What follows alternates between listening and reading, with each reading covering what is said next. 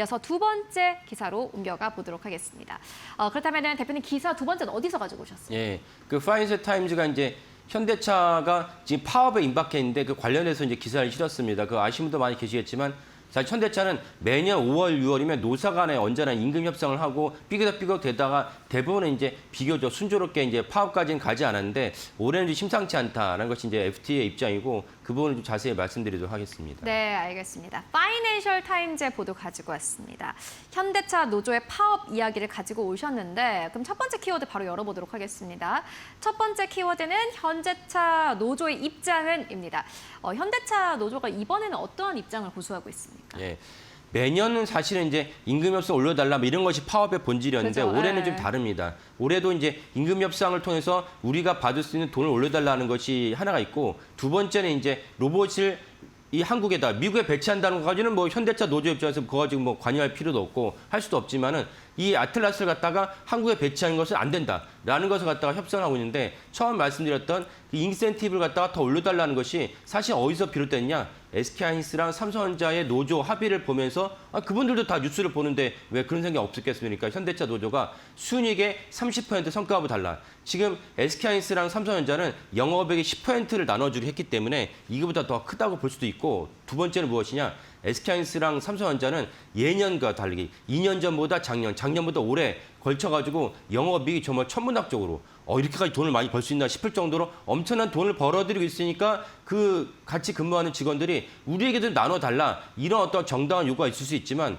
현대차는 사실은 아시다시피 올해 정말 영업 환경이 안 좋습니다. 그래서 1분기 같은 경우는 전년 동기 대비 영업이익의 30% 정도 줄었는데도 불구하고 현대차 노조는 줄었으니까 우리는 예전과 똑같이 달라는 것이 아니고 순이익에 30% 달라고 그러니까 이건 정말 대단한 요구다. 너무 과하지 않느냐. 이런 생각이 들 수밖에 없습니다. 그래서 이런 맥락에서는 좀 첫 번째 요구는 좀 어렵지 않을까라고 생각이 합니다.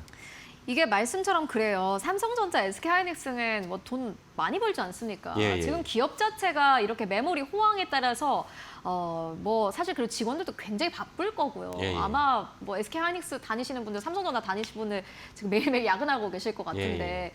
근데 또 현대차는 사실 그만큼 실적이 안 좋지 않습니까? 예.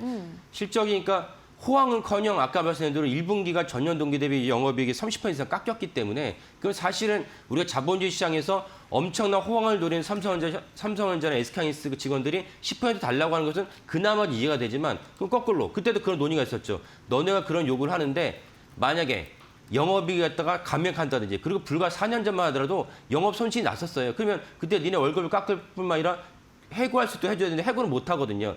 이런 부분이 없는데 니네가 너무 요구한다라는 요구가 있었습니다. 말이 있었습니다. 그러면 똑같이 이번에 현대차 노조가 30% 정도의 1분기가 갖다가 감액이 됐다면 그에 맞춰서 오히려 인센티브를 줄이거나 동결을 해야 되는데 불구하고 현대차 노조가 이렇게까지 요구를 했다는 것은 FT가 뭐라 썼냐. 현대차 노조도 자신들의 요구가 비현실적이라는 걸 알고 있을 것이다 라고 써 있습니다. 그러니까 이 부분도 사실은 현대차 노조랑 노사 간에 다른 식으로 이제 마무리를 하겠지만 제가 볼 때는 이거보다 더 큰 현대차 노조의 쟁점은 무엇이냐면 아틀라스를 갖다가 한국에 반입하지 말라.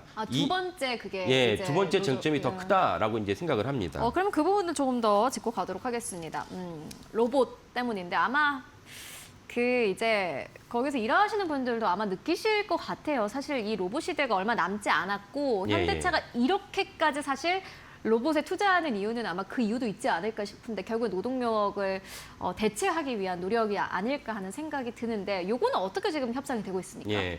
그 협상에서 결국 평행선을 긋다 보니까 어제 중앙노동위에서 결국은 양사 간의 그 노조와 사측 간의 결국 협상을 결렬을 선언했고 그래서 사실은 오늘부터 현대차 노조가 합법적으로 파업을 할 수 있는 절차를 밟을 수 있는 근간이 마련됐습니다. 결국은 아틀라스 때문에 이제 이 일이 벌어졌는데 아틀라스가 벌어진 일은 현대차 노조원 입장에서는 아틀라스를 갖다가 한국에 배치하면서 우리들의 일감이 부족해지니까 우리가 할 수 있는 그 근간이 흔들리게 되니까 우리는 받아들일 수 없다는 것입니다. 그런데 저희 코너에서 제가 수차례 말씀드렸고 이재명 대통령도 비슷한 기조를 얘기했지만 예전에 증기기관이 처음 발명됐을 때 처음 산업 현장에 나왔을 때 그때 많은 어떤 그 특별히 이제 그 배를 타면서 사람들이 노를 저어 노동력으로 이제 배가 움직였을 때 그분들이 엄청나게 이제 파업을 했고 방직공제와도 비슷한 일이 있었습니다. 그래서 그 러다이트 운동이라는데 그런 일이 있었지만 현실은 어떻습니까? 지금 지나서 봤더니 그때는 해프닝에 불과할 뿐이고 엄청난 시대의 조를 갖다가 사람이 막는 것은 맞지 않다는 것을 우리가 인식하고 있지 않습니까? 마찬가지로 현대차 노조도 이걸 수용해야 되는 것이고 두 번째 무엇이냐?